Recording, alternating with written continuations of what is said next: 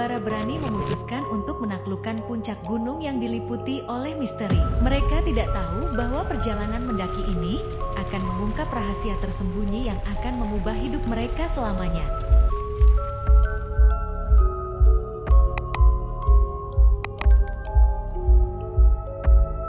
Suatu ketika ada 4 orang yang sedang menjalani ekspedisi Gunung Merapi yang tujuannya untuk meneliti karena tugas dari dosen di salah satu perguruan tertinggi di Yogyakarta.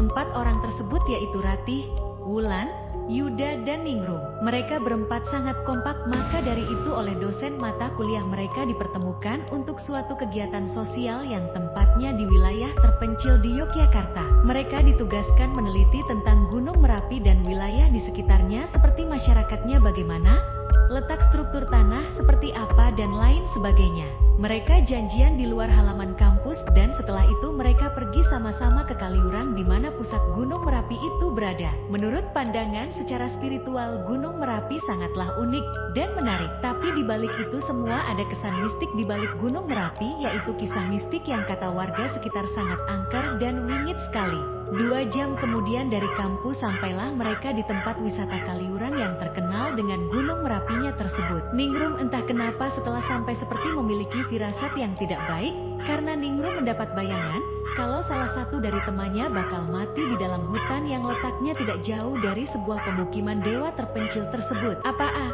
Ngaco kamu? Kebanyakan berhayal makanya kamu jadi stres seperti itu.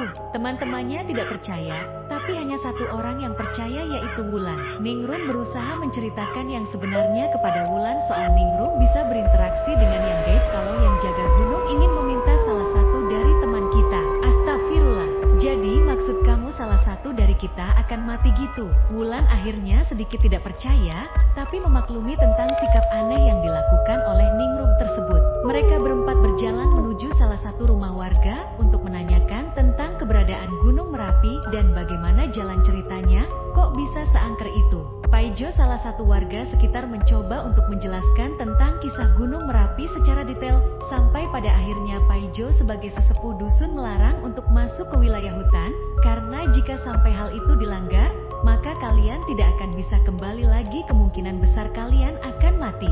Secara mengenaskan, Ratih pun gak percaya dan Ratih bilang mana ada di zaman sekarang ada hantu, setan yang bergentayangan.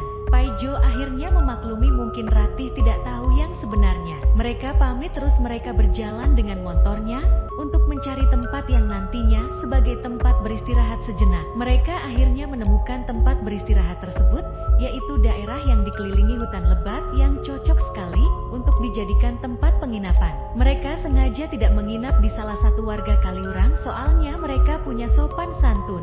Mereka akhirnya bermalam di pinggir sungai dekat hutan membuat tenda sebanyak 2 tenda, 1 tenda untuk cewek dan 1 tenda untuk cowok. Malam mulai muncul seperti biasa, sebelum tidur mereka berkumpul di depan tenda lalu menyalakan api unggun yang tujuannya untuk menghangatkan mereka karena di sekitar hutan suasananya dingin sekali. Waktu sudah mulai larut malam, yaitu masuk pukul 11 malam titik 30, hampir masuk tengah malam tidak. Ratna, Wulan dan Ningrum tidur di tenda dan Yuda masih berada di luar karena belum ngantuk. Nah, pada saat Yuda sendirian di luar bersama dengan api unggun sambil utak-atik handphonenya, tiba-tiba muncul suara aneh di dalam area hutan terlarang tersebut.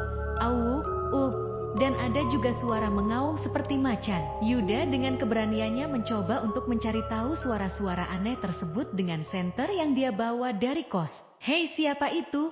kata Yuda sampai mengacungkan kayu pemukul. Yuda beranjak dari tempat duduknya terus berjalan menuju suatu tempat di mana suara aneh itu berada. Tiba-tiba Yuda kaget, Yuda sudah berada di dalam hutan yang sangat lebat. Astagfirullah.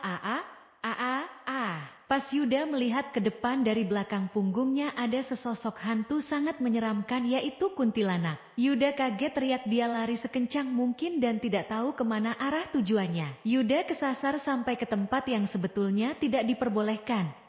Tempat itu adalah makam keramat. Yuda saat berlari terpeleset, jatuh, jidatnya terkena batu nisan. Yuda pingsan sebentar. Yuda terbangun. Kedua tangan panjang mencekik leher Yuda, dan matilah Yuda. Di dalam tenda Ningrum bermimpi kalau Yuda berlari minta tolong lalu menghilang. "Ada apa Ningrum?" kata Ratih. "Aku mimpi buruk kalau teman kita Yuda tewas terbunuh." Wulan terbangun dari tempat tidurnya, dan mereka beranjak dari tempat tendanya keluar lalu mencari keberadaan Yuda. Suatu ketika Ratih menghilang dari rombongan mereka saat mencari keberadaan Yuda. Ningrun dan Wulan mencari Ratih sampai akhirnya Ningrun menemukan jasad Yuda tewas, wajahnya rusak. Jasadnya berada di sebelah kiri makam keramat tersebut. Wulan teriak menangis terseduh-seduh. Ningrun akhirnya membiarkan Yuda pergi selama-lamanya. Ningrun mengajak Wulan lagi untuk mencari Ratih. Selang beberapa jam Ningrun dan Wulan menemukan Ratih sudah terikat tali yang tergantung di pohon besar, dan dadanya terdapat bekas cakaran menyerupai cakaran harimau buas. Wulan akhirnya menyerah dan meminta kepada Ningrun untuk kembali pulang ke Yogyakarta. Ningrun pun bilang, jangan, karena ini adalah ekspedisi kita, mungkin ini bisa kita ungkap ada apa sebenarnya. Wulan teriak, Ingrum. Ningrun melihat jelas kalau ada sekelebatan kuntilanak datang menghampiri Wulan. Ningrun berlari kencang terus menutupi Wulan.